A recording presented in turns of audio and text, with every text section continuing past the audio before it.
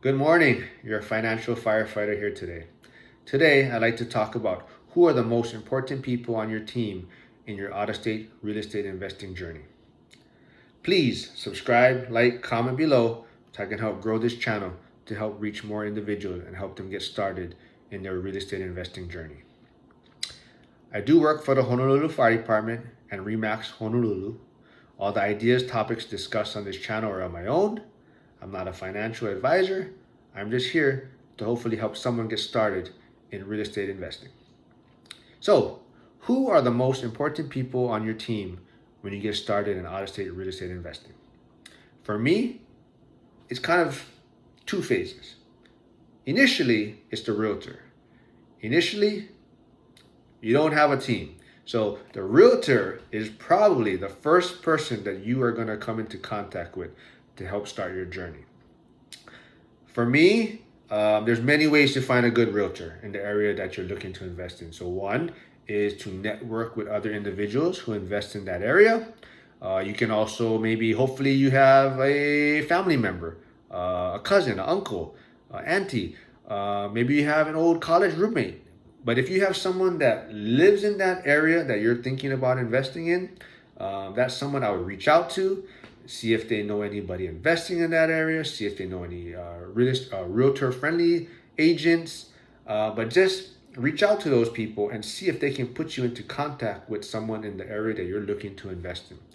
But initially, the realtor is your number one person. This person is going to give you maybe a little inside information or little insights in the market that you may not know about from just Googling it or just talking to other investors or doing your own research. So there might be little things, because what I found out was from one street to the next, you went from maybe a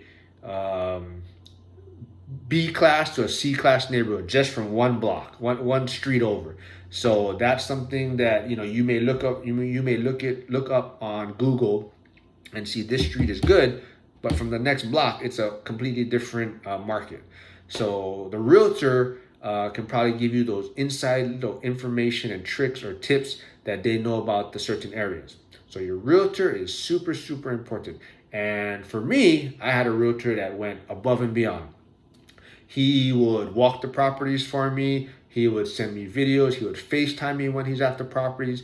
He would walk through the inspections with me. He'd give me his input on rent. He'd give me his input on maintenance. He'd give me his input on the inspection reports, on what he thinks, what kind of credits we could possibly get for the inspection report, what kind of repairs we should expect.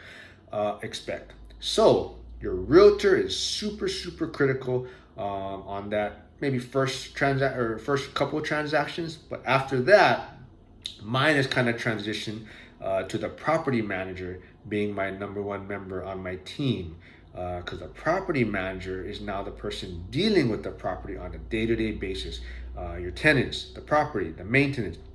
So the property manager has to be someone that you can call pretty much at any hour. You have an issue, you have a problem, you can contact them. And on the flip side, you want a property manager that will contact you at any time. Not try to keep information from you. You want a property manager that's going to bring to you bad news and know that they can bring to you information, and we're going to figure out how to get through this. And that has been super critical, because the number one thing that I've found out in this journey is that problems are going to happen. There's no way around it. You're going to have problems. And the thing that you have to overcome is figuring out how to solve the problem. Like that's what it's going to come down to. And your property manager is super important in this. So you want one that's experienced, has a lot of knowledge on this situation, has gone through it, so that when they call you, they may be like, all right, we have a tenant not paying. This is how we're going to handle it, right? So it's super important to have a property manager also that has a track record and has some experience and how they're going to handle situations. So realtor in the beginning, and now it's the property manager. So for me, the big thing with the property manager is laying the groundwork in the beginning. How are we going to communicate? Is it through text, phone, email? I prefer text, and if he prefers by phone, this relationship may not work very well. So you have to find someone that wants to communicate the same way that you do. That's very, very important. Another thing we have to consider is your property manager needs to excuse me, sorry, I got a message that came down on my phone. It threw me off track. But anyways, the property manager also has to be, shoots, man, I lost my train of thought. Bear with me. I don't want to edit these videos. The property manager has to, how we're going to handle maintenance. How we're going to handle maintenance expenses or repairs. So for example, for me, it's $200. Anything under $200, they can take care of it on their own. They don't have to contact me. I'll just see it on the my monthly summary. Some, they want to be called about everything. I don't recommend that. You may find it difficult to find property managers to work with after that. But anyways, usually you set a limit. Below, they don't have to contact you. Above, they'll contact you, probably give you multiple bids, and then you'll move on from there. So how you're going to handle maintenance is super important. Another thing is, how do we handle renewals, or how do we handle leasing?